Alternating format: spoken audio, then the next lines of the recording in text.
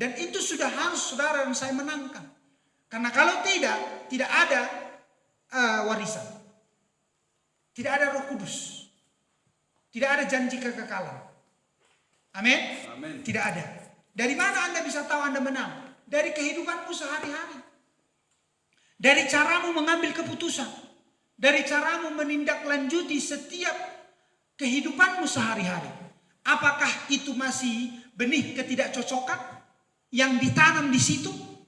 Amin. Di situ akan datang. Amin. Itulah cara-cara Anda melihatnya. Haleluya. Dan ketika Anda tahu benih apa yang ada di situ, Anda akan tahu kelak apa yang bertumbuh di situ. Amin. Dan ketika Anda tahu apa yang bertumbuh di situ, Anda akan melihat hasil apa yang akan berbuah di situ. Amin. Dan itulah makanya kedatangan Tuhan terdiri dari 3 tahapan. Maka pengangkatan pun itu hal yang sama. Amin. Itu terdiri dari 3 tahapan. Itu terdiri dari sabit ladang. Amin. Kemudian lantai pengirikan, penggembalaan, dan itu terdiri dari peperangan. Amin. Dan pesta. Apa itu? Dikumpulkan lumbung, panenan, bulir. Haleluya. Lihat, jadi itulah yang saudara dan saya harus lihat, bahwa betul-betul kita sudah berada di tahapan yang mana, supaya Anda dan saya berkata bahwa aku siap Tuhan, haleluya, bagi tahapan yang terakhir, sangkakala. Amin. Lihat, di tahapan-tahapan itu semuanya ada spirit yang selalu bekerja. Amin. Ada spirit yang selalu bekerja. Bahwa saudara dan saya mengerjakan sesuatu, dan Anda adalah pantulan. Amin. Anda melaluimu ekspresi spirit nyata. Spirit siapa yang ingin dinyatakan? Apakah Roh Kudus atau bukan Roh Kudus? Melalui tahapan-tahapan itu akan terlihat. Amin. Jadi itulah makanya sangat-sangat sedikit orang yang akan diangkat. Sangat sedikit orang yang akan melampaui tribulasi, masuk ke perjamuan kawin malam anak domba, dan turun ke milenium sesudah turun di Harmagedon. Amin. Lihat, itu sangat sedikit orang-orang yang akan bersama dengan Kristus turun membela. Lihat, turun ya di dalam Harmagedon itu. Anda paham itu? Lihat, itu sangat sedikit yang menjadi bala tentara Allah yang tak terkalahkan, mempelai wanita yang bijaksana. Tetapi yang lainnya yang memiliki pakaian putih begitu banyak nanti di 5 gadis bodoh itu. Mereka akan banyak yang memakai pakaian putih itu. Tetapi yang 5 gadis bijaksana yang memakai pakaian putih itu juga, itu sangat sedikit. Karena Anda lihat prosesnya. Dan iblis tidak pernah tinggal diam. Dan yang paling berbahaya adalah memahami yang tak terlihat. Melawan yang tak terlihat. Amin. Dan itu Tuhan melatih kita di dalam pikiran, di dalam hati. Dan kita harus tahu sasaran. Dan kita harus tahu fokus hidup kita ini. Sesudah kita mengerti, dikeluarkan dari cara-cara duniawi yang dikerjakan oleh setan melalui banyak hal di dunia ini. Amin. Haleluya. Haleluya. Jadi kita ingin melihat itu lebih jelas dari nats-nats kitab suci. Dan saya hanya ingin terus mengulang dan mengulang. Amin. Karena tidak ada lagi yang perlu disampaikan hal-hal baru kepada kita. Amin. Dan ini adalah hari-hari kita di zaman ini, khotbahnya diulang-ulang. Tidak ada zaman seperti zaman ini di mana khotbah itu tidak bisa lagi kemana-mana. Amin. Haleluya. Amin. Selain khotbah itu diulang-ulang seperti dulu Nuh berkhotbah bahwa air hujan akan turun. Dan inilah hari-harinya khotbahnya bahwa api akan turun. Amin. Haleluya. Nuklir akan turun. Amin. Perang dunia ketiga akan segera terjadi. Amin. Haleluya. Inilah hari-harinya. Tetapi di dalam menyampaikan itu hal-hal tentang mempersiapkan dirimu juga disampaikan. Amin. Anda dibuat melihat, Anda adalah benih itu, Anda adalah tanaman itu, Anda adalah panenan itu, Anda adalah seruan itu, Anda juga adalah sangkakala, Anda adalah suara itu, Anda juga adalah sangkakala itu secara spiritual. Amin. Amin. Tetapi Anda tahu tahapan-tahapannya adalah nabi mempelai wanita. Amin. Dan perjamuan kawin malam anak domba. Yang apa itu? Yang mati dalam Kristus akan dibangkitkan dan yang masih hidup diubahkan. Itulah sangkakala itu. Anda paham itu? Dan dikumpulkan di perjamuan kawin malam anak domba. Anda lihat tahapannya itu. Amin. Nabi mempelai wanita, Kristus sendiri. Nabi mempelai wanita dan Kristus sendiri. Bahwa yang mati dalam Kristus dan yang masih hidup akan bersama-sama menyatu dengan Kristus di awan-awan. Resepsi di perjamuan kawin malam anak domba. Lihat, itu tahapan-tahapannya. Tetapi secara spiritual, secara supranatural harus terjadi di dalammu. Anda sendiri, Kristus sendiri. Anda sendiri adalah seruan itu. Anda sendiri adalah suara itu. Anda sendiri adalah sangkakala itu. Karena tanpa Anda tidak ada seruan juga hari-hari ini. Dan tanpa Anda tidak ada suara. Walaupun Anda adalah suara. Amin. Walaupun Anda adalah suara itu. Dan tanpa Anda tidak ada sangkakala. Tidak ada tanda bagi orang. Amin. Bahwa Anda adalah orang-orang yang mati dibangkitkan. Bahwa Anda adalah orang-orang yang masih hidup diubahkan. Anda lah itu sendiri. Anda disingkirkan dari kematian, dibangkitkan dari kuburan. Amin. Dan Anda itu adalah Anda yang hidup diubahkan. Lihat. Bukan lagi hidup yang lama diubahkan kepada hidup yang baru. Bukan firman yang kemarin, yang tradisi. Amin. Tapi firman yang hari ini, pembukaan firman, pembukaan ketujuh meterai, ketujuh guru berkumandang, kebenaran-kebenaran, pewahyuan-pewahyuan yang terselubung selama ini dan yang disingkapkan dari kejadian sampai wahyu. Haleluya. Lihat, itu adalah dirimu sendiri. Kristus tersingkap, mempelai wanita tersingkap, gereja tersingkap. Amin. Itu adalah dirimu sendiri. Bukan karena banyaknya, tapi 2-3 orang berkumpul, hidup sepadan dengan firman Allah, tahu janji Tuhan, menghidupi firman Allah, menjalani firman Allah. Itu adalah dirimu sendiri. Lihat. Jadi hendak mau dibawa kemana hidup ini? Apakah Tuhan akan biarkan dengan hidup seperti hidup dunia ini dan dibinasakan? Tidak. Tuhan harus singkirkan dulu hidupnya Allah, firmannya Allah. Amin. Miliknya Allah, pasangannya Allah, istrinya Allah. Amin. Dirinya. Haleluya. Lihat, harus disingkirkannya dulu, dibawa, dijamu. Oh, haleluya. Dihibur, disediakan segala berkat-berkat, kekekalan kepada hidupmu dan saya. Barulah di bumi ini akan terjadi tribulasi, kesusahan itu, karena mereka tidak mau bertobat. Mereka tidak mau bertobat. Sudah diperingati melalui sangkakala-sangkakala itu, tidak mau datang. Sudah ditiupkan. Amin. Sangkakala di Sion, tapi mereka tidak mau datang. Sudah diberitahukan, sudah diteriaki, mereka tidak mau bertobat. Maka lihat, bahkan di dalam tribulasi mereka pun tidak mau bertobat. Sesudah disangkakala mereka tidak mau bertobat, di tribulasi pun, di cawan-cawan murka, mereka juga tidak mau bertobat. Bahkan mereka menghujat Allah karena berpikir mereka menyembah Allah. Oh, Allah menghukum mereka sehingga mereka menghujat Allah. Mereka tidak mau bertobat. Oh, itulah pembuktiannya kalau mereka bukan bagian daripada firman, bukan bagian daripada janji, bukan bagian daripada Allah. Maka mereka harus hidup di dalam kesusahan itu. Tetapi orang-orang yang mau diperingati dan mau diteriaki, orang-orang yang mau diberi tanda, mereka diberikan sesuatu yang berbeda di dalam hati mereka. Mereka mau mendengar, mau lebih dekat kepada bunyi sangkakala itu dan melihat apa maksud daripada sangkakala itu, dan mau diperbaiki dan mau dibenahi oleh apa yang ada di dalam misteri sangkakala itu sendiri. Haleluya. Jadi kita melihat hidup kita oleh 7 zaman gereja. Amin. Haleluya. Oleh misteri pembukaan ketujuh meterai, oleh misteri 7 sangkakala, oleh cawan-cawan murka. Kita adalah orang-orang yang melewati penderitaan dari penderitaan. Amin. Dari penderitaan kepada penderitaan. Dan Alkitab katakan penderitaan adalah penghiburan. Amin. Haleluya. Jika Roh Kudus ada pada hidupmu. Iya. Jika tidak, Anda akan berkata, kok bisa begitu sih Tuhan?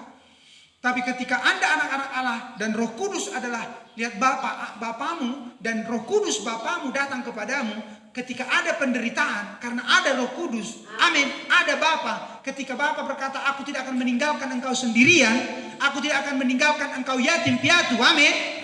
Walaupun ada penderitaan, Anda tidak pernah berkeluh kesah. Dan Anda tahu bahwa penderitaan adalah suatu penghiburan. Karena di balik kelemahan, di balik penderitaan, ada kuasa, ada Tuhan. Yang Anda lihat menopang hidupmu. Yang Anda lihat memegang hidupmu. Dan yang Anda lihat membawa hidupmu, menghantar hidupmu. Amin. Kepada Tuhan itu sendiri. Karena ketika orang sakit ada kesembuhan. Semua itu untuk menghantar kita kepada pribadi itu. Kepada Tuhan. Amin. Kuasa di atas segala kuasa. Haleluya. Kesembuhan di atas segala kesembuhan. Haleluya. Kebangkitan dan hidup yang kekal. Itulah maksud Tuhan. Dari penderitaan kepada penderitaan, dari penderitaan kepada penderitaan. Amin. Supaya kita dapat melihat bahwa Allah ada senantiasa. Hadir senantiasa. Amin. Oh, menolong saudara, menolong kita semua. Pujilah Tuhan. Lihat betapa kita terus ingin mengulang-ulang ini. Amin. Karena kita sudah di ujung daripada dispensasi ini. Kita sudah di ujung daripada dispensasi, yaitu zaman-zaman gereja. Dispensasi zaman gereja yang ke-7. Amin. Kita sudah di ujung daripada zaman yang suam-suam kuku ini. Kita juga akan masuk kepada misteri selanjutnya, meterai ke-7. Karena meterai ke-7, kedatangan Tuhan itu terbentang dari Kejadian sampai Wahyu. Jadi kalau di meterai ke-7 itu bukan sekedar kedatangan Tuhan, Tuhan datang, lihat dengan istilah kepada Nabi. Tidak. Tetapi misteri meterai ke-7 kedatangan Tuhan itu adalah terbentangnya, haleluya, terbentangnya, tersingkapnya hal-hal di dalam Alkitab dari Tuhan. Walaupun kita tidak ada secara fisik dulu di Abraham, tetapi kita ada di dalam Abraham. Amin. Itu semua dilihat penuh hari ini. Bagaimana Abraham berjumpa dengan Elohim. Begitupun hari ini kita anak-anak Abraham oleh Yesus Kristus berjumpa dengan Tuhan. Berjumpa dengan Elohim yang adalah Yesus Kristus di hari-hari ini. Sampai kepada tahapan-tahapan berlanjutnya. Amin. Lihat. Sama seperti bahwa perjamuan kain malam anak domba adalah misteri meterai ke-7. Amin. Milenium adalah misteri meterai ke-7. Karena misteri meterai ke-7 adalah di mana aku berada, disitulah kamu berada. Itu misteri meterai ke-7. Misteri meterai ke-7 adalah ucapkan saja. Amin. Itulah misteri meterai ke-7. Jangan kau teriak-teriak. Misteri meterai ke-7 adalah katakan saja Musa. Amin. Jangan teriak-teriak Musa, ucapkan saja Musa. Itulah misteri meterai ke-7. Amin. Misteri meterai ke-7 adalah Tuhan ada di tengah-tengah umatnya.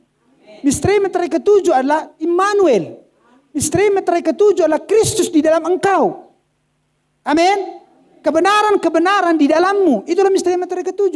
Langit baru, bumi baru adalah misteri meterai ke-7.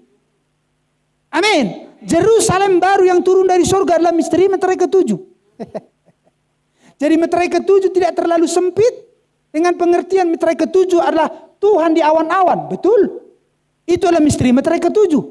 Tapi misteri meterai ke-7 terbentang dari Kejadian sampai Wahyu. Dan bagi Anda harus tahu misteri meterai ke-7. Amin. Di mana aku berada, disitulah kamu berada. Di mana sekarang Tuhan berada? Di dalam mempelai wanita. Di mana sekarang mempelai wanita? Di bumi. Jadi misteri-misteri ketujuh adalah, lihat, ini bukan untuk halayak umum. Amin.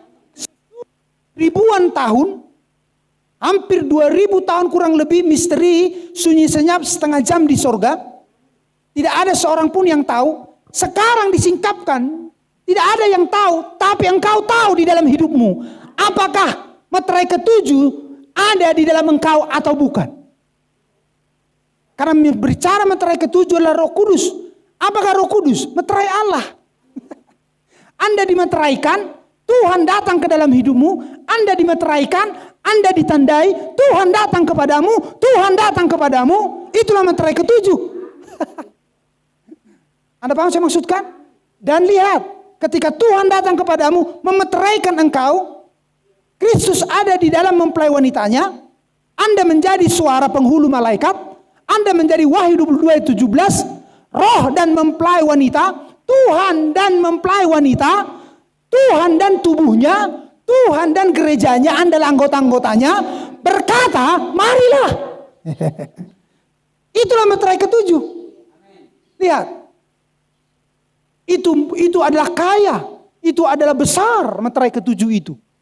Itu bukan hanya satu. Meterai ketujuh seolah-olah kedatangan Tuhan hanya itu saja di awan-awan. Betul itu. Tetapi lihat, meterai ketujuh juga sedang di sini. Sebelum di sana, di sini dia sekarang. Amin. Di dalam mempelai wanitanya. Di dalammu dan saya. Terlambat Anda sama seperti organisasi denominasi. Kalau meterai ketujuh, hanyalah di awan-awan. Terlambat saudara, Anda harus rasakan dulu, alami dulu sekarang meterai ketujuhmu. Kenapa? Karena bukan di awan-awan, dia dan bersama dengan umatnya membukakan ketujuh meterai. Tetapi di bumi. Dan masih banyak dan sejauh yang dipanggil. Amin. Untuk dapat melihat Kristus ada di sini. Dan sungguh sangat terlambat kalau Anda ingin meterai ketujuh hanya Kristus di awan-awan. Kedatangannya secara tubuh kemuliaan di dalam tubuh fisik itu. Terlambat. Anda akan ada di tribulasi. Betul, akan ada pengangkatan. Tapi bukan bagimu ketika Anda ada di tribulasi. Itu bagi 144.000 akan terjadi pengangkatan. Bagi 144.000. Sesudah mereka dianiaya dan mati. Oleh karena kesaksian mereka. Tentang anak domba. Melalui 2 orang nabi. Sama seperti 2 orang nabi itu mati. Dan mereka mati dan mereka dibangkitkan dan diangkat. Bukan mempelai wanita yang bodoh. Mempelai wanita yang bodoh akan dibangkitkan di tahta putih. Di kebangkitan yang kedua untuk dihakimi sesuai dengan perbuatan mereka. Bukan lagi sesuai dengan anugerah Allah. Kasih karunia tapi sesuai dengan perbuatan mereka. Yaitu darah, itu artinya hidup mereka. Anda bisa paham sampai di sini? Lihat. Itu semuanya harus ada di dalam pikiran kita. Itu semuanya harus ada dalam pembenaran kita. Itu semuanya harus kita bisa urutkan. Kita harus berpengetahuan. Bagaimana orang yang bisa sepadan dengan Allah? Seperti apa orang yang bisa satu barisan dekat satu tempat duduk dengan Allah? Apakah orang-orang yang biasa-biasa? No way. Orang-orang yang luar biasa dari cara hidupnya, dari pengalamannya, amin. Dan dari pengetahuannya. Maka itu dimulai dari 2 Petrus 1 itu. Orang-orang yang beriman. Langit dan bumi akan berlalu, tapi Anda katakan firman Tuhan tidak berlalu. Anda katakan seperti itu, Anda beriman bahwa firman Tuhan tidak pernah berubah. Anda katakan seperti itu, amin. Kita katakan seperti itu, bahwa apa yang Tuhan katakan akan terjadi. Anda mengucapkan, walaupun Anda kekurangan akan hal-hal dunia ini, tetapi Anda tidak pernah kekurangan janji Tuhan. Anda beriman, amin. Haleluya. Lihat, terus Anda memiliki kebajikan. Anda memiliki Roh Kudus. Anda diberi kuasa. Berbeda dengan orang lain. Kalau orang lain ke kanan, Anda ke kiri. Amin. Kalau orang lain ke kiri, Anda tetap ke kanan. Karena Allah sedang bergerak ke kanan. Anda maksudkan? Anda tetap berjalan terus mengikut Tuhan. Walaupun orang banyak yang bisa mempengaruhi dirimu. Tetapi Anda tetap tidak peduli. Anda tetap naik dan naik. Anda mengikuti terus akan nas demi nas. Anda mampu memakan nas demi nas. Anda mampu menerima nas demi nas. Kalau orang divaksin, Anda tidak mau ikut divaksin. Bukan karena apa-apa. Tapi Anda berkata karena aku orang Kristen. Kenapa Anda tidak divaksin? Karena Anda orang Kristen. Apa itu orang Kristen? Hidup karena dari nas-nas kitab suci. Amin. Hidup karena pertolongan Tuhan. Itu. Hidup karena firman Allah. Hidup karena pertolongan Tuhan. Itulah orang Kristen. Amin. Haleluya. Kemudian Anda punya pengetahuan semakin. Karena Roh Kudus akan membawamu terus kepada pengetahuan Allah. Anda berpengetahuan. Anda tahu apa yang terjadi di Kejadian. Anda tahu apa yang terjadi di Keluaran. Amin. Anda tahu apa yang terjadi di Imamat. Anda tahu apa yang terjadi di Bilangan. Anda tahu apa yang terjadi di Ulangan.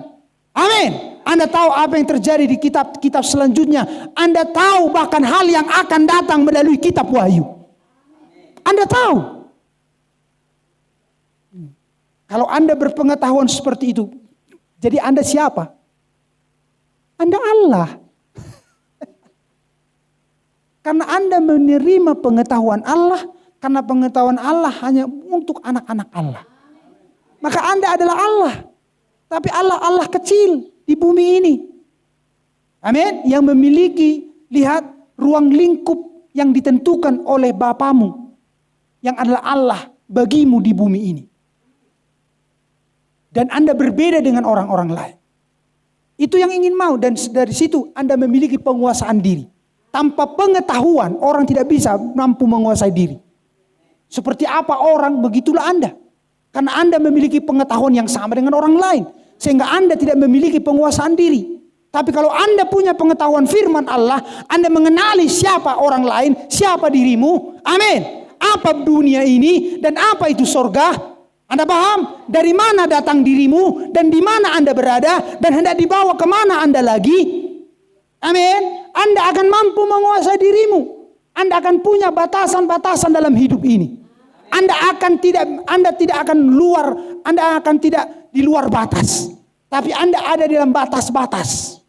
Itulah firman Allah. Amin. Lihat, dari situ sesudah Anda memiliki pengetahuan, Anda memiliki penguasaan diri, Anda akan memiliki kesabaran. Anda akan memiliki kesalehan. Amin. Anda memiliki kebaikan. Dan Anda akan memiliki kasih itu sendiri yang adalah agape. Yang adalah agapau. Amin. Apa itu? Tuhan sendiri. Jadi Tuhan akan hadir dalam diri seseorang dan Tuhan akan datang dalam diri seseorang melalui tahapan-tahapan itu.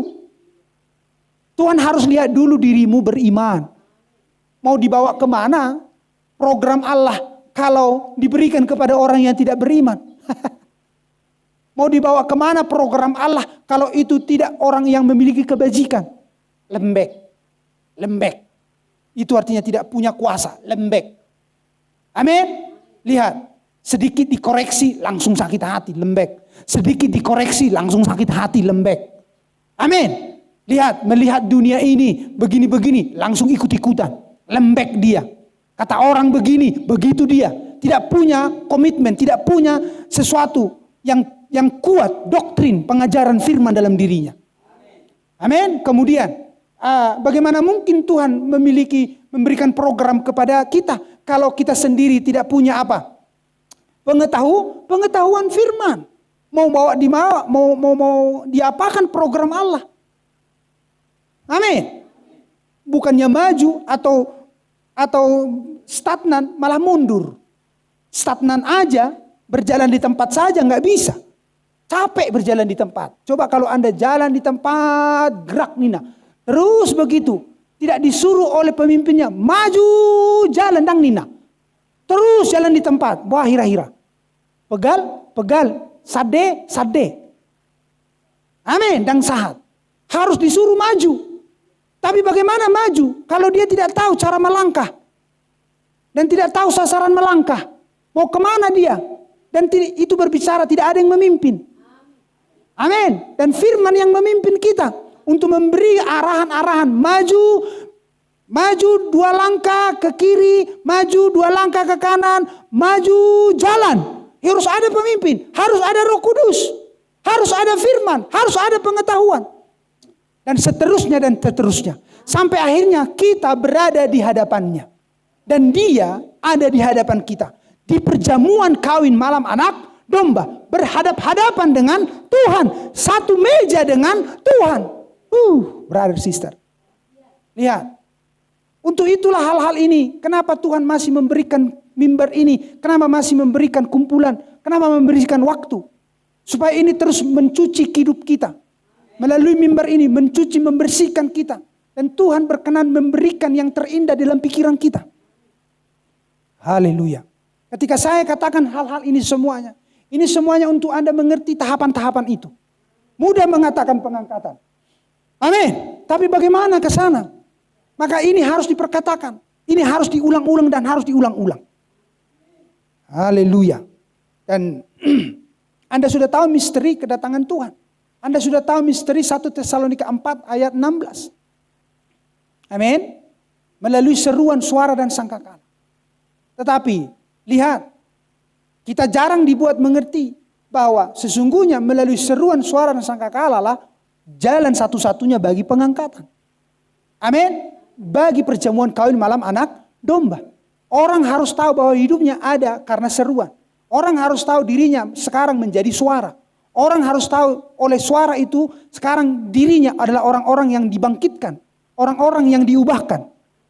Dan melalui hal-hal itu bahwa sangkakala itu membuat dirinya ada di perjamuan kawin malam anak domba. Dikumpulkan orang-orang yang dibangkitkan. Orang-orang yang diubahkan. Diberi sukacita. Dan itu sudah harus selalu Anda rasakan hari-hari ini. Itulah makanya tidak peduli mau contoh Anda sudah tinggal duit 500 perak, 5.000 perak. Anda tidak tergoyahkan. Anda tetap tenang. Anda tidak menunjukkan muka Anda, wajah Anda yang supaya orang berbelas kasihan. Enggak. Tetap karena belas kasihan kita tidak datang dari orang lain. Kita harus pastikan dari Tuhan. Lebih baik aku masuk ke kamarku, lebih baik aku berdoa. Amin. Dan aku minta kepada Tuhan dan daripada kepada orang lain. Amin. Dan mengerjakan sesuatu. Dan menunggu pertolongan Tuhan. Karena apakah Tuhan tidak sanggup melihat kita dalam hari-hari ini? Dia sanggup. Tapi kita harus lihat. Akhirnya hidup ini karena ditentukan oleh Allah. Apapun yang akan terjadi, kita akan melihat hidup kita akhirnya ini karena ditentukan oleh Tuhan. Tidak bisa lari dari itu.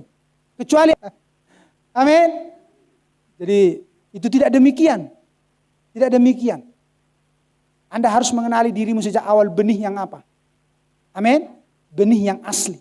Benih sesawi, biji sesawi. Yang tidak bisa bercampur. Sehingga warnamu warna alang-alang. Alang-alang. Ya. Ya. Tidak demikian. Jadi kita harus jelas. Kita harus jelas menunjukkan warna hari-hari ini. Anda siap? Siap? Haleluya. Bersombing siap? Siap.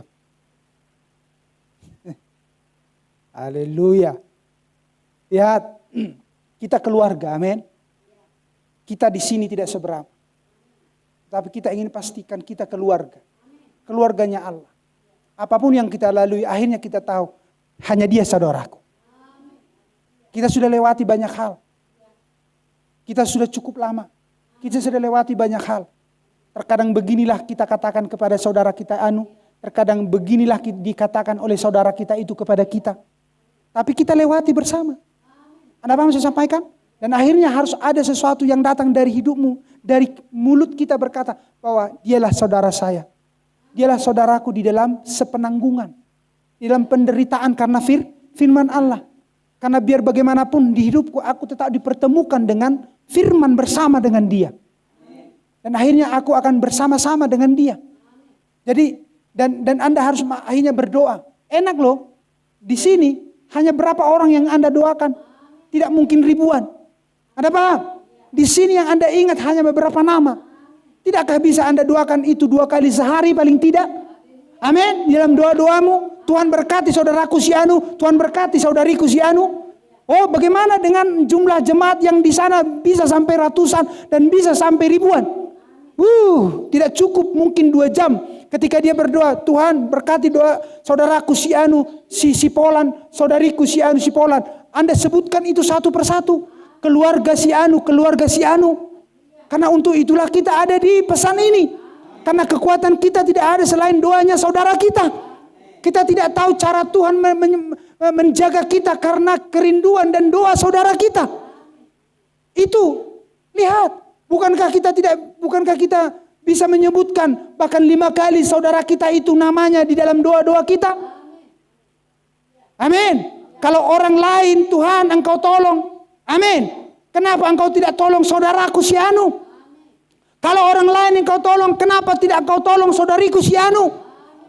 Oh, brother sister, itulah betapa itu menyenangkan ketika Anda tahu bahwa Anda punya saudara yang mendoakanmu, yang mendukungmu di dalam pergumulan hidupnya. Itulah yang berbeda. Itu yang Anda lihat, Anda punya atau tidak itu. Lihat. Amin. Itulah yang membuat Anda yakin. Bukan karena kuat dan gagahmu. Tapi karena firman Allah di dalam hidup saudaramu, di dalam hidupmu, mendoakan dan menopangmu sendiri.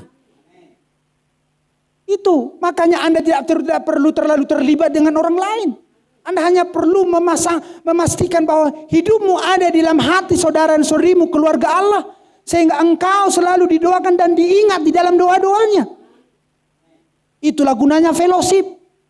Itulah untungnya fellowship. Karena ketika Anda ada dalam fellowship, ketika Anda berdoa, Anda akan ingat saudaramu itu. Saya tidak kenal yang lain, brother sister. Saya tidak kenal yang lain selain Anda. Coba bayangkan itu. Saya tidak kenal yang lain. Dan itulah yang ada di dalam hati saya. Apa yang ada dalam hati seseorang, itulah yang ada dalam hidupnya, itulah yang akan diperkatakannya. Itulah yang akan didoakannya. Lihat. Itu semuanya saya ulang-ulang dan saya ulang-ulang.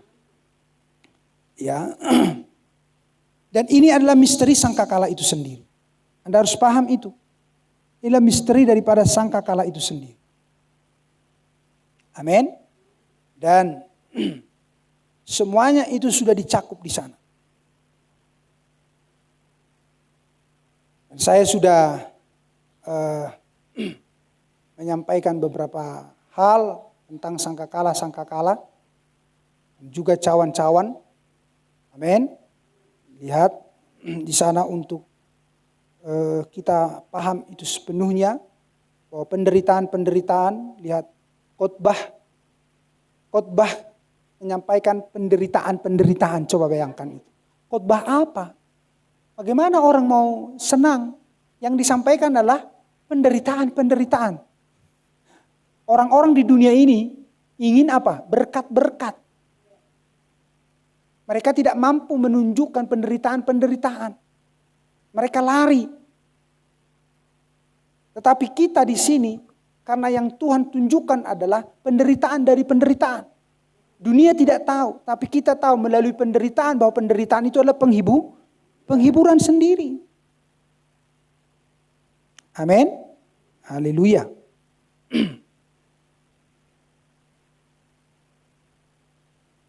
Saya ingin kita kembali ke Wahyu, maksud saya ke Matius itu.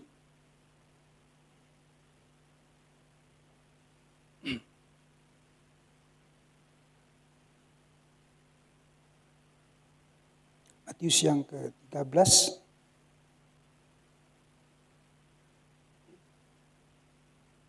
Kemarin saya hanya langsung ke ayat yang ke-36. Dan kita akan ke kitab Rut melihat hal-hal itu, masanya tuaian ini. Saya undang semua untuk bangkit berdiri. Haleluya. Kita tundukkan kepala kita berdoa sejenak.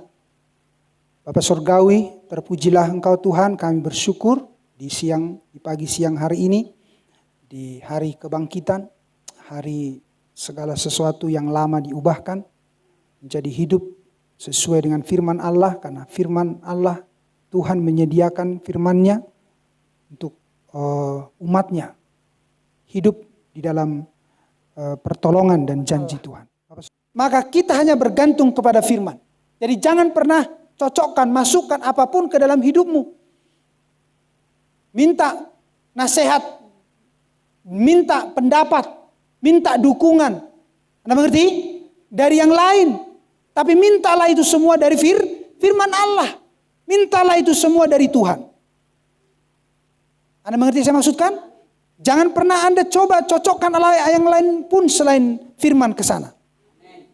Jadi katakan, maukah Anda menunjukkan kepada saya? Lihat di situ, di dalam firman, di mana zaman kerasulan sudah berhenti, dikatakan. Itulah seperti yang dilakukan oleh orang-orang. Mencoba menyatakan bahwa zaman kerasulan sudah berhenti. Itu tidak cocok dengan ayat Alkitab. Karena dikatakan di Kisah Para Rasul 2 ayat yang ke-40. Amin. Kepada sejauh yang dipanggil. Apakah sampai hari ini Tuhan masih memanggil? Ya. Apakah sangkakala dibunyikan? Ya. Berarti kerasulan, lihat, masih terus berjalan. Karena Tuhan masih terus memanggil. Jadi ketika dikatakan zaman kerasulan sudah berhenti, itu tidak cocok. Amin. Itu tidak cocok dengan nats kitab suci, itu tidak cocok dengan firman Allah. Itu salah satu contoh. Nah, sekarang ayat ke-50 kita mendapati hari ini bahwa ketidakcocokan ini sudah ditaburkan melalui setiap zaman. Bahwa berkata bahwa nabi sudah tidak ada lagi. Amin. Nabi sudah tidak ada lagi. Lihat. Jadi hendak mau dibawa kemana? Maleakhi 4 ayat yang ke-5. Aku akan mengutus Nabi Elia. Amin. Hendak mau dibawa kemana? Lukas 17 ayat 26. Amin. Matius 24 ayat yang ke-39. Amin. Wahyu 10 ayat yang ke-7. Oh, hendak dibawa kemana itu? Haleluya. Ya, Matius 17 ayat yang ke-11. Oh, hendak di mana itu? Oh, akan ada pemulihan melalui Elia di akhir zaman. Rohnya adalah roh Tuhan yang akan mendatangkan pemulihan. Tapi iblis menabur benih ketidakcocokan bahwa tidak ada lagi nabi. Dikatakan. Lihat, betul Yesus sekali untuk selamanya menjadi manusia dan mati. Amin. Dan bangkit. Sekali. Tetapi Tuhan memiliki program-programnya sampai akhir zaman. Dan programnya yang adalah firman hanya datang kepada seorang nabi. Karena semua orang sudah jatuh ke dalam benih pertidakcocokan.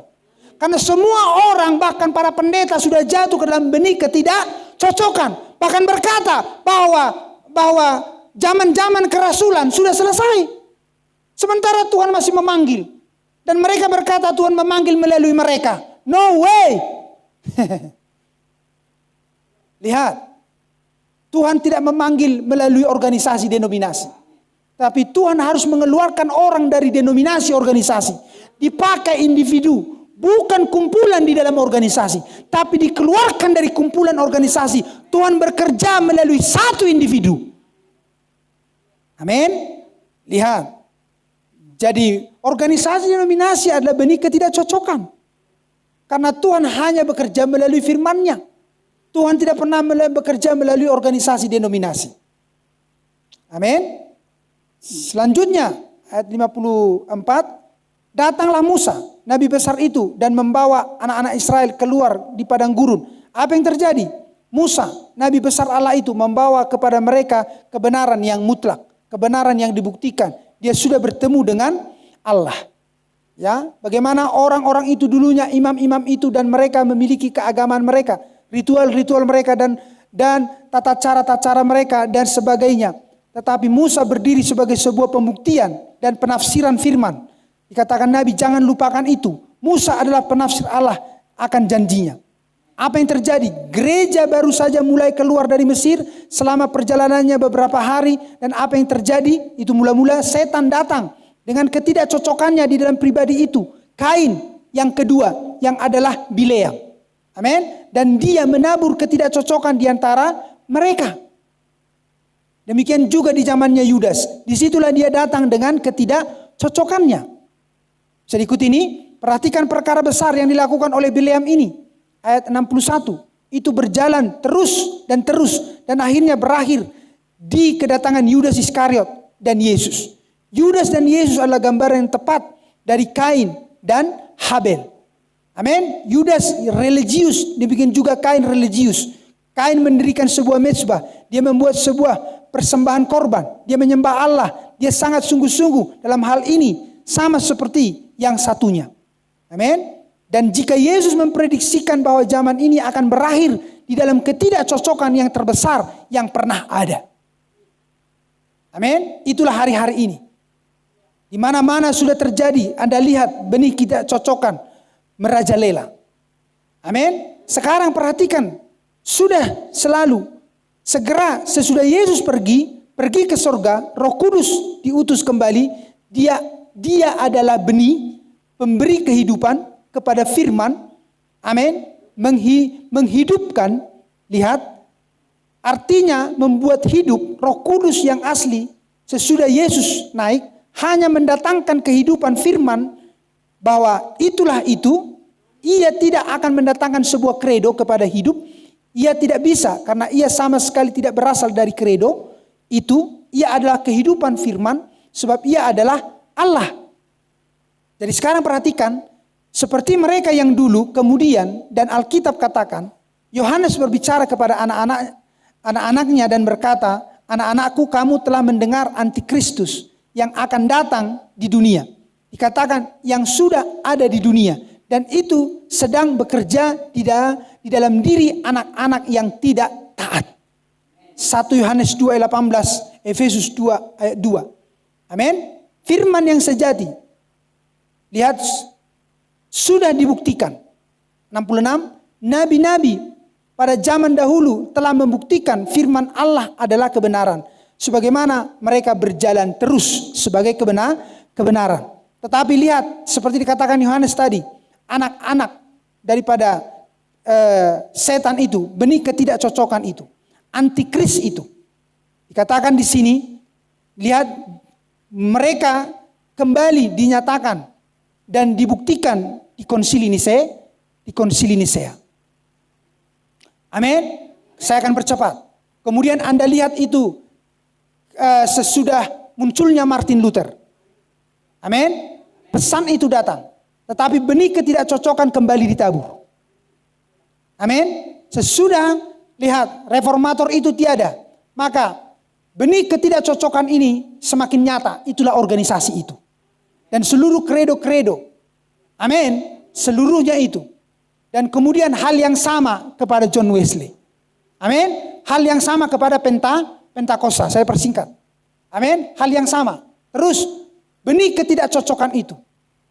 Ada paham itu? Dinyatakan. Disuntikkan oleh iblis. Dan tampillah nabi di akhir zaman. Itulah benih itu sendiri. Itulah Brother Branham. Itulah firman Allah pada zamannya. Amin. Apakah itu? Anak manusia akan tampil seperti zamannya Nuh, seperti zamannya Lot. Amin. Haleluya. Dan iblis mulai hendak ingin menaburkan benih ketidakcocokannya. Tetapi lihat, mustahil dikatakan Tuhan. Amin. Di akhir zaman benih itu akan disesatkan. Dan itu tidak akan pernah bisa dimunculkan. Amin. Karena ini adalah akhir zaman. Karena sudah waktunya akan dituai. Dia tidak akan dibiarkan jatuh. Amin. Bahwa dia akan dituai. Tetapi lihat. Benih ketidakcocokan itu akan dikumpulkan. Amin. Diikat per berkas. Dan benih yang asli yang adalah mempelai wanita itu. Amin. Bagian yang terlemah dari kerajaan Allah itu akan dikumpulkan. Haleluya. Yang sejati itu akan dikumpulkan. Dan dia akan dibawa ke lumbung-lumbung. Haleluya. Amin. Ke lumbungnya Tuhan. Lihat. Saya harap Anda paham. Lihat tahapan-tahapan yang saya coba ulang. Bukan datang dari diri saya. Tapi saya ulang lagi apa yang dikatakan oleh Nabi. Supaya Anda mengerti bahwa iblis sudah selalu berusaha. Amin. Untuk menaburkan, menyuntikkan benih ketidakcocokan ke dalam hidupmu. Amin. Tetapi lihat kata Tuhan Matius 24 ayat 24. Mustahil. Amin. Karena Anda diberi tahu bahwa apa itu yang hendak disuntikkan oleh setan. Dan Anda tidak akan membiarkan sebagai pemilik tanah. Amin. Rohani dalam hidupmu. Bahwa itu jatuh di dalam hidupmu. Amin. Benih ketidakcocokan itu. Bahkan dia akan bertumbuh. Dan dia besar bahkan menguasai dirimu. Anda paham itu? Anda akan tetap menjadi yang asli. Anda tidak membiarkan benih ketidakcocokan lalang itu. Menguasai dan menggerogoti hidupmu lagi. Karena Anda sudah dikeluarkan dari situ. Dan iblis mau berusaha untuk lagi membuat benihnya ada di dalam hidupmu. Amin. Karena dari sini tidak ada lagi zaman lain. Karena dikatakan Nabi bahwa mempelai wanita tidak akan berorganisasi. Mempelai wanita, amin, tidak akan berorganisasi. Karena di sanalah iblis akan mulai menyuntikkan terus dan terus benih ketidakcocokan dan benih ketidakcocokan. Amin. Nah,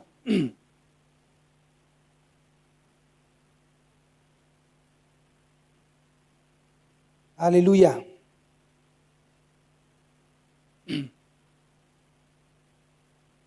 Kita saya harap saya masih ada waktu di sini sedikit. Haleluya.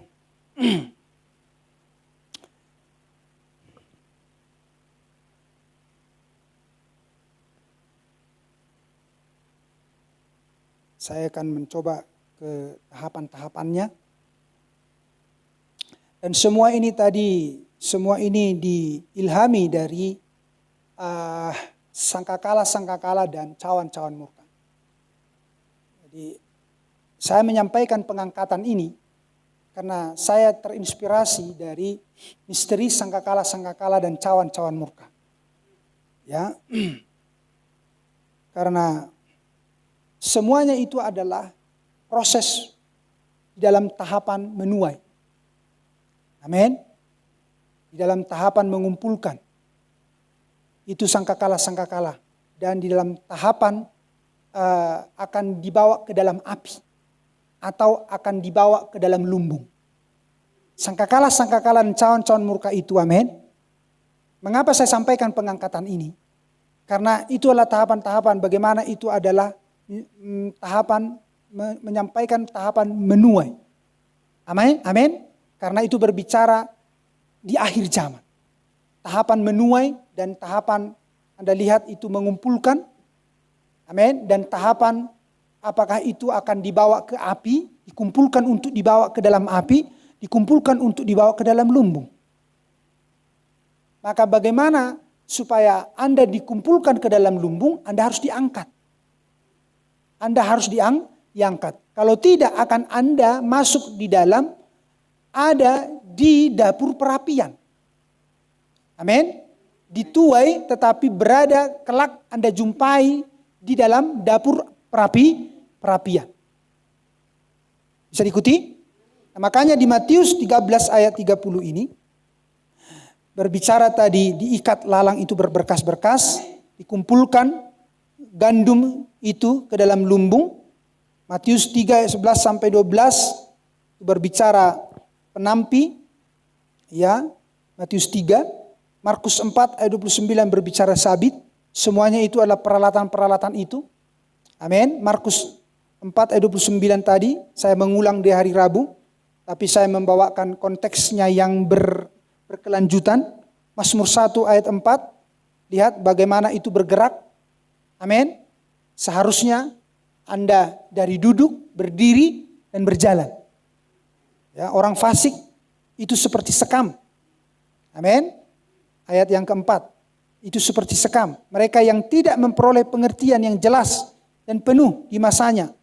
Kegenapan firman telah tiba, akhir zaman. Maka mereka akan seperti sekam yang ditiup oleh angin. Gak berisi.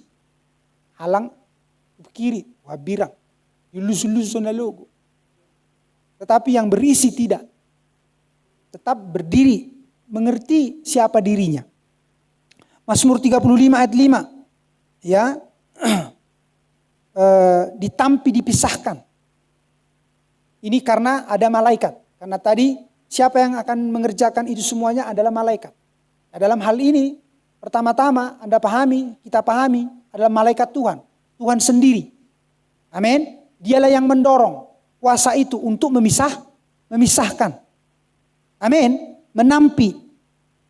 Jadi saya sedang membawa semuanya itu dalam suatu pemadatan. Saya berbicara ladang, saya berbicara pengirikan, saya berbicara lumbung. Amin. Karena Anda bukan lagi yang orang-orang yang baru-baru, tapi Anda orang-orang yang lama. Amin. Ketika saya berbicara dan menghubungkan sana, membawa ini, Anda mengerti semuanya itu adalah untuk membuat Anda bersih. Ya. Zefanya 2 ayat 2, Daniel 2 ayat 35. Penghakiman. Amin. Lihat. Apa itu? Diupahi atau dihukum. Itu penghakiman. Amin. Dinyatakan benar atau dinyatakan bersalah. Itu penghakiman. Bisa diikuti? Lihat. Jadi dari misteri sangkakala dan cawan-cawan murka. Yang mana itu karena misteri pembukaan ketujuh meterai. Amin. Itu semua tersingkap. Itu semuanya tersingkap di zaman-zaman gereja. Itulah makanya saya memberanikan diri dari dorongan Roh Kudus membawakan pengangkatan ini. Dari sisi yang Tuhan tahu, yang Tuhan kapasitaskan melalui saya. Anda paham? Dari para pastor yang lain atau pengajar yang lain, pengkhotbah yang lain yang benar di pesan ini, mereka dipakai Tuhan dari kapasitas yang berbeda. Dari cara pandang yang berbeda. Mungkin bisa saja dari nats yang berbeda. Tetapi maksudnya sama. Dan saya terinspirasi tadi dari cawan-cawan, dari sangkakala, dari meterai-meterai, dari gereja, zaman-zaman gereja. Maka Tuhan beri solusi pengangkatan. Dan di dalam pengangkatan ada tahapannya. Dan tahapan itu tadi saya sudah sampaikan. Saya singgung kepada sabit, saya singgung kepada lumbung, saya singgung kepada lantai pengirikan. Anda mengerti saya maksudkan? Haleluya. Dan bisa saja saya singgung seperti Ruth, saya singgung Bethlehem, saya singgung Boaz. Anda paham itu? Saya singgung lihat Ruth bersama dengan Naomi, saya singgung Bethlehem, rumah roti, saya singgung Boaz. Anda paham itu? Itu adalah tahapan-tahapan itu semua. Lihat bagaimana Ruth itu di sana dulunya berbicara penderitaan. Amin. Semua itu penderitaan. Maka zaman-zaman gereja, lihat, zaman-zaman gereja kemudian meterai-meterai, sangkakala dan cawan-cawan murka adalah berbicara penderitaan. Berbicara Ruth dulu dari Moab. Bisa diikuti? Sampai akan dibawa dia oleh, lihat, Naomi. Lihat, berbicara 144.000. Anda mengerti ini? Tetapi di dalam mengembalikan 144.000 Naomi ke Bethlehem, ke Israel, maka tampil misteri Nabi melawat, lihat, bangsa-bangsa kafir. Anak manusia memulihkan. Amin. Roh Elia memulihkan Ruth. Maka tahapan memulihkan Ruth. Amin. Lihat. Itu dibutuhkan seorang nabi. Untuk membawa kita kepada roti. Rumah roti. Firman Allah. Amin. Yang tidak beragi. Supaya melalui itu, lihat, kita ada di tahapan berkat-berkat tuaian, dan itu waktunya, lihat bagaimana di ladangnya Boas. Amin. Maka Rut berjumpa dengan Boas melalui, lihat, terang kedatangan Tuhan di akhir zaman. Ada seorang nabi, lihat, maka kita melalui seorang nabi berjumpa dengan Kristus Boas kita di akhir zaman ini. Di apa? Akhir zaman. Di masanya penuaian. Amin. Di masanya 144 akan dituai. Tapi sebelum 144 akan dituai, ada Rut misteri dibawa ke Betlehem.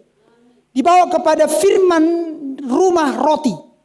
Kita dibawa kepada rumah roti. Kita dibawa kepada Betlehem.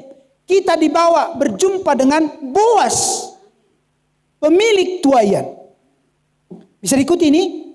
Jadi itu semuanya dibawa, ditarik semuanya untuk ada di dalam hidup kita. Nah, maka di sini saya akan sampaikan beberapa kutipan-kutipan tentang Matius 13 itu tadi, di mana di sana Anda lihat tentang lalang, gandum, sabit, amin, dan kemudian tampi, amin, kemudian lumbung, lihat itu semuanya, dan penghakiman, amin, apa itu? Api, lihat. Jadi itu semua adalah misteri sangkakala. Ya, apa itu? Untuk mengumpulkan. Dan berkaitan dengan 7 hari raya Jehovah. Di dalamnya adalah salah satunya adalah hari raya sangkakala bagi pendamaian bagi 144.000. Tetapi di sana ada suatu misteri tentang Rut, tentang Asnat. Amin. Sebelum Yusuf berjumpa dengan saudara-saudaranya, maka di dalam proses penyertaan Tuhan, dia berjumpa dengan Asnat. Amin. Hal yang sama dengan kita. Bagaimana Tuhan berjumpa dengan 5 gadis bijaksana. Rencana-rencana ini, Tuhan berencana untuk mengembalikan, lihat, janjinya kepada Israel. Ya, mengembalikan janjinya kepada Israel. Tetapi di dalam masa mengembalikan janjinya kepada Israel, Tuhan berjumpa dengan 5 gadis bijaksana. Amin. Dan menjadikan 5 gadis bijaksana menjadi pasangannya yang sepadan dengan dia. Dan sesudah itu dia menjadi lihat, tubuh dari tubuhnya, kita menjadi daging dari dagingnya, roh dari rohnya, hidup dari hidupnya. Sesudah itu dia berjumpa dengan saudara-saudara, itulah 144.000. Ya, jadi lihat, kita dulu yang mengalami pendamaian di sini. Sesudah sangkakala maka terjadi pendamaian. Sesudah Tuhan turun, amin, dengan seruan suara dan sangkakala, datang sekaligus komplit secara supranatural ke dalam hidupmu, membuat Anda berdamai dengan Tuhan. Itu dulu. Tetapi proses pendamaianmu, Anda lewati seruan, Anda lewati suara, Anda lewati sangka, Anda mau terus dan Anda mau. Misteri seruan. Anda terus mengikuti pesan Nabi, membenahi dirimu. Kemudian Anda tampil sebagai suara, menyuarakan yang tidak lain selain pesan. Menampilkan hidupmu yang tidak lain selain hidup seorang yang taat kepada Tuhan seperti Nabi. Amin. Kemudian Anda mau selalu dikumpulkan. Untuk apa? Siap melawan, siap di dalam kondisi perang. Itulah sangkakala. Bagi kelak masuk kepada kondisi pesta. Itulah perjamuan kawin malam anak domba. Jadi sekarang belum pesta. Ini masih kondisi perang. Itu tahapan yang sebenarnya. Walaupun setiap hari di dalam hidupmu terjadi adalah pesta. Tapi kondisimu sekarang adalah perang. Nanti di perjamuan kawin baru pesta. Anda paham itu sekarang? Dan secara supernatural itu yang terjadi hari demi hari, hari demi hari. Jadi bukan tenang-tenang, perang. Kapan perang? Di dalam pikiranmu selalu perang. Selalu perang. Apa yang Anda mau terima dan lakukan. Apa yang Anda harus tolak dan tolak. Itu kan peperangan itu. Amin. Jadi lihat, saya sudah sampaikan kemarin hari Rabu di tanda kedatangannya di tahun 62, ya, dikatakan di sana paragraf 99, ya saya lewatkan saja, saya hanya mengulang di sini, kemudian juga di boleh saya singgung sedikit. Nabi berbicara di situ tentang dikumpulkan. Amin. Bahwa semua benih ketidakcocokan itu dikumpulkan tadi yang kita bicarakan di Dewan Oikume, di Dewan Ekumene atau Dewan Gereja.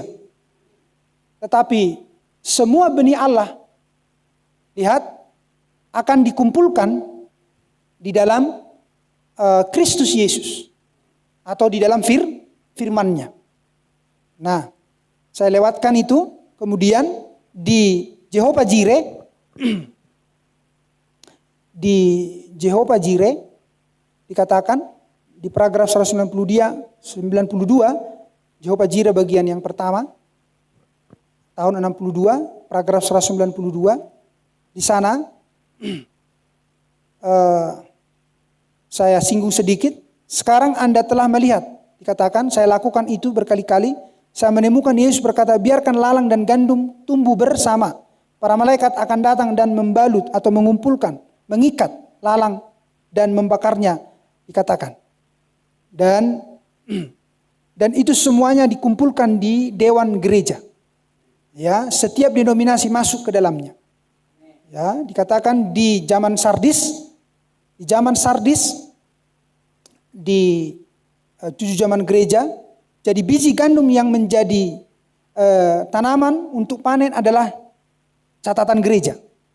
Ya, itulah sepanjang sejarah yang pernah terjadi mengenai gereja yang sejati itu adalah menjadi benih, itulah menjadi gandum itu. Dan bahkan tidak semua tanaman gandum adalah benih gandum.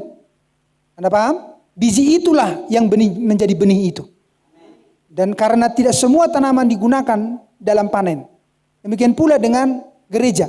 Tidak semua gereja, amin, akan dituai, akan ada di perjamuan kawin malam anak domba. Bisa diikuti? Semua gereja bukanlah pengantin wanita. Dan juga tidak semuanya diberikan hidup yang kekal. Tetapi sebagian darinya dikumpulkan ke dalam penimbunan. Dan sebagian darinya disimpan agar ia dapat masuk ke dalam hidup yang kekal. Sebagian akan masuk ke tribulasi, sebagian akan masuk ke dalam hidup yang kekal. Ada mengerti? Tapi Anda sudah tahu misterinya. Saya tidak perlu ulang-ulang itu. 5 gadis bodoh dan 5 gadis bijaksana. Ya, sama-sama dikumpulkan.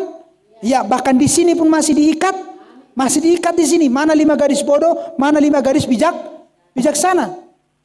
Jadi terus masih pengumpulan, terus masih diikat oleh firman Allah. Dan yang lain diikat oleh, lihat, dewan gereja-gereja sedunia itu. Dan untuk apa? Untuk dibakar. Lihat di tribulasi, di Harmagedon. Ya, zaman gereja Laodikia. Di zaman gereja Laodikia, paragraf dikatakan di sini, wahai umat pilihan Tuhan, ya, paragraf 9, waspadalah, pelajari dengan seksama, hati-hati, kerjakanlah keselamatanmu dengan takut dan gentar. Andalkan Tuhan dan jadilah kuat dalam kekuatannya. Musuhmu iblis bahkan sekarang berkeliaran seperti singa yang mengaum, mencari siapa yang bisa dia telan. Amin. Benih ketidakcocokan ingin selalu akan disuntikkan ke dalam hidupmu, ke dalam pikiranmu, ke dalam rahimmu. Amin. Itulah peperanganmu. Apakah yang harus Anda lakukan? Apakah Anda punya firman, pedang? Anda tahu menolak itu semuanya. Ya, kedua roh itu sedang bekerja dalam 2 pokok anggur. keluarlah dari antara lalang. Mulailah untuk mengatasi bahwa Anda mungkin dianggap terpuji untuk Tuhan Anda dan cocok untuk memerintah dan memerintah dengannya. Ya, paragraf kemudian di kesimpulan resume zaman-zaman gereja, resume of the ages. Ya, paragraf ke-10 dikatakan, jadi kita sampai pada zaman terakhir, zaman Laodikia. Itu adalah usia, itu adalah zaman kita. Kita tahu ini adalah zaman terakhir bagi orang-orang Yahudi kembali ke Palestina. Amin. Jadi semuanya tadi sudah saya katakan tadi, bahkan misteri zaman-zaman gereja, lihat, bergerak sepanjang 2000 tahun, sesudah itu pembukaan ke-7 Materai, sesudah itu sangkakala. Amin. Terutama di sangkakala yang kelima, Anda paham itu? Sampai sangkakala yang ke-7, di bawah cawan murka yang ke-5 sampai cawan murka yang ke-7, Anda tahu itu adalah membawa Anda mengerti misteri untuk Tuhan mengembalikan janjinya, yaitu Israel ke tanah perjanjian. Amin. Bisa diikuti ini? Untuk mengembalikan Israel ke tanah perjanjian, ke Yerusalem. Makanya Anda mungkin harus dibawa kembali ke Wahyu pasal 7. Hal-hal yang tersembunyi yang tidak diketahui orang dunia ini, bahkan agamawi, tetapi diberitahukan kepada mempelai wanita. Itu semua adalah misteri untuk membawa Israel kembali ke tanah airnya. Itulah Wahyu pasal 7. Tetapi di dalam membawa Israel kembali ke tanah airnya, di sana Tuhan harus memulihkan gerejanya. Harus memulihkan mempelai wanita. Harus menemukan, amin, dan mendadani mempelai wanita. Makanya Tuhan belum selesai dengan kita. Sesudah itu Tuhan akan menyelesaikan pekerjaannya kepada Israel. Tetapi lihat, jadi ibaratnya Tuhan sedang berjalan ini.